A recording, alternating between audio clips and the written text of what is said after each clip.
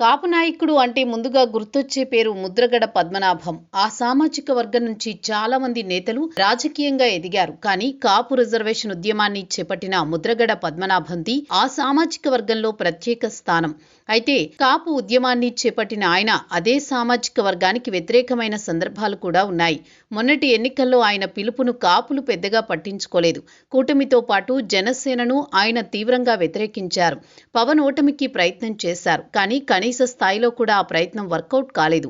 ఫలితాలు వచ్చిన తర్వాత జగన్ సీఎం చేసే వరకు పోరాటం చేస్తానని శపథం చేశారు. ఇంతలోనే ఆయన అనారోగ్యానికి గురయ్యారు. అయితే రాజకీయంగా అనుకున్న స్థాయిలో ఆయన రాణించలేకపోయారు. ప్రారంభ దశలో ఎంపీగా, మంత్రిగా ఉండేవారు.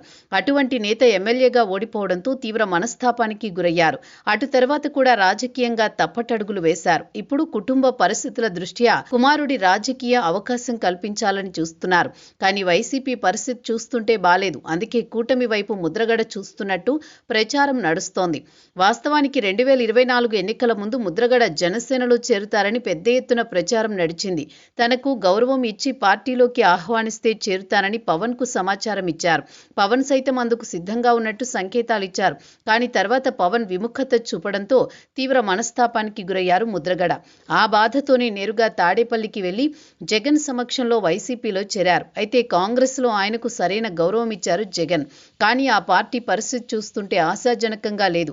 పుంజుకునే పరిస్థితి కూడా కనిపించడం లేదు. ఇప్పటికీ గోదావరి జిల్లాల్లో పవన్ హవా నడుస్తోంది. ఇటువంటి పరిస్థితుల్లో 2029 ఎన్నికల్లో గోదావరి జిల్లాలో వైసీపీ బలపడే అవకాశం లేదని కనిపిస్తోంది.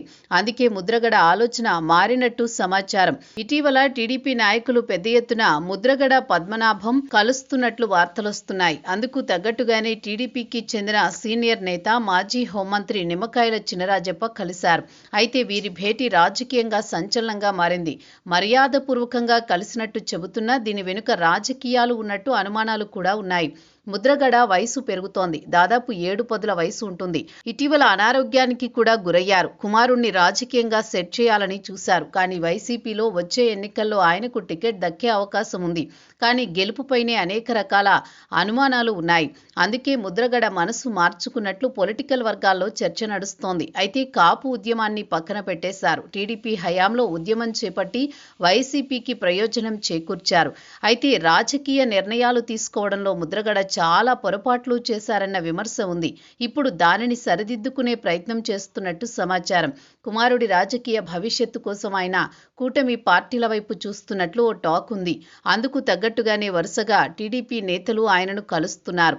దీంతో ఈ ప్రచారం మరింత బలపడుతోంది. అయితే ఈ ప్రచారంలో నిజమెంతుందో తెలియాలి.